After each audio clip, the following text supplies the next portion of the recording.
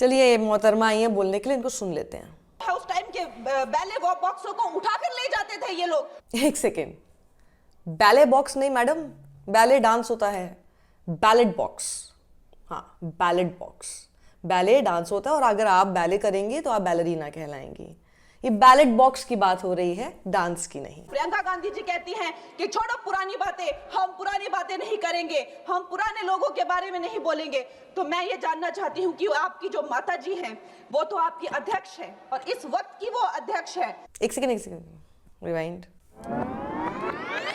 प्रियंका गांधी की माता जी यानी सोनिया गांधी के लिए बोल रही हैं कि वो अध्यक्ष हैं और इस वक्त वो मौजूदा अध्यक्ष हैं।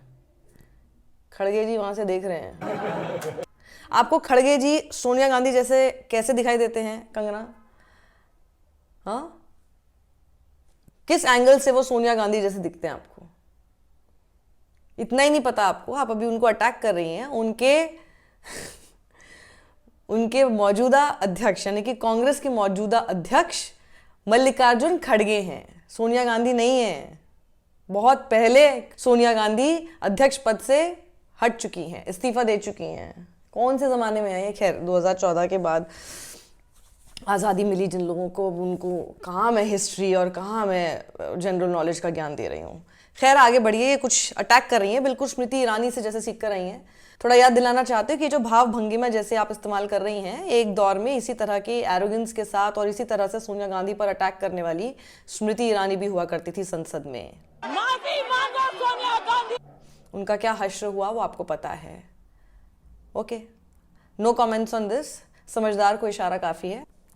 अच्छा, तो अब मामला ये है कि राउज एवेन्यू कोर्ट में ये मामला गया है और किसी ने पिटीशन डाली है और ये बोला है कि भाई सोनिया गांधी जो है वो उनका नाम, उनकी जो बीजेपी इसको इशू बना रही है कि सोनिया गांधी का नाम, उनको नागरिकता जो 1983 में मिली उससे पहले से 1980 से उनका नाम था और उसके बाद फिर 83 में वो हटाया गया या 82 में हटाया गया, उसके बाद फिर दोबारा से ऐड किया गया। और वो कह रहे हैं कि वो उससे पहले वोट कर रही थी। मैं इनको याद दिलाना चाहती हूँ, प्रियंका गांधी जी कहती हैं कि छोड़ो पुरानी बातें, हम पुरानी बातें नहीं करेंगे, हम पुराने लोगों के बारे में नहीं बोलेंगे।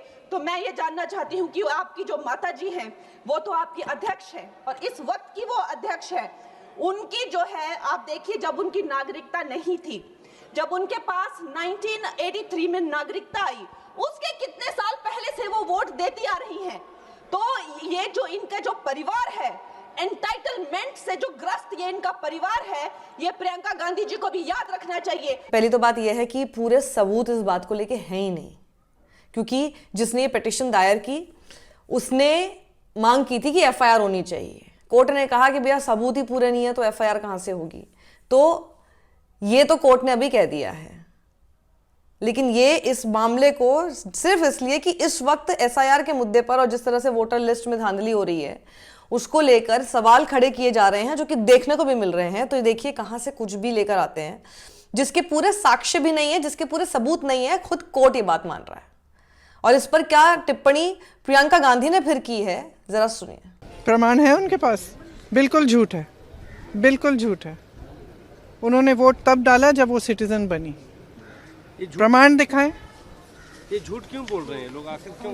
अब पता नहीं क्यों उनके पीछे पड़े हुए हैं। वो बेचारी 80 साल की होने वाली हैं, पूरी उम्र उन्होंने देश की सेवा की है, तो मतलब इस उम्र में तो छोड़ देना चाहिए। और वैसे एक पॉडकास्ट में कंगना रनौत ने बताया था ना कि कैसे ये लोग आपस में दोस्त बने रहते हैं। संसद में कैसे दिखाई देता है कि एक दूसरे के खून के प्यासे हैं, बाहर निकलते के साथ ही सब दोस्त हैं। तो ये जिनके खिलाफ खुद इतनी तेज नथुने फुलाकर, अपने मुंह खोलकर, दहाड़ कर जिस तरह से बात कर रही हैं, बोल रही हैं, अभी बाहर जाकर ये उनसे जाके अच्छे से बात कर रही होंगी, दोस्ती कर रही होंगी और एक साथ दूसरी जो अपोजिशन पार्टीज हैं उनकी महिला सांसदों के साथ तो नाच गा रही हैं शादियों में जाकर। तो देख लीजिए ये सब कुछ पार्लियामेंट में होता है। वैसे मैं ये नहीं कहती कि ऐसा नहीं होना चाहिए, मुझे लगता है एक अच्छी प्रैक्टिस है, गुड पॉलिटिक्स की वो एक सीख भी होती है, लेकिन आप लोगों को इसमें ध्यान देने की जरूरत है कि अगर क्या आप इन लोगों के नाम पर अगर लड़ते झगड़ते हैं, अपने दोस्तों से झगड़ लेते हैं, व्हाट्सएप ग्रुप से एग्जिट हो जाते हैं, रिश्तेदारों से झगड़ते हैं क्योंकि पॉलिटिक्स की वजह से, देख लीजिए जिनकी वजह से झगड़ रहे हैं वो आपस में दोस्त हैं, वो एक दूसरे की शादियों में जाकर, मंच पर जाकर संगीत में नाच रहे हैं। वहीं संसद में बोलते बोलते अमित शाह थोड़ा बोलते हुए बह गए। और देखिए क्या निकल गया मुंह से। अब चुनाव आयोग ने तो निर्णय कर दिया, मगर मैं भी साहब थोड़ा ज्यादा सोचता हूँ। तो मैंने सोचा साला ये चुनाव आयोग कहता है कुछ नहीं हो रहा है, कुछ नहीं हो रहा है, तो ये लोग आरोप क्यों लगा रहे हैं?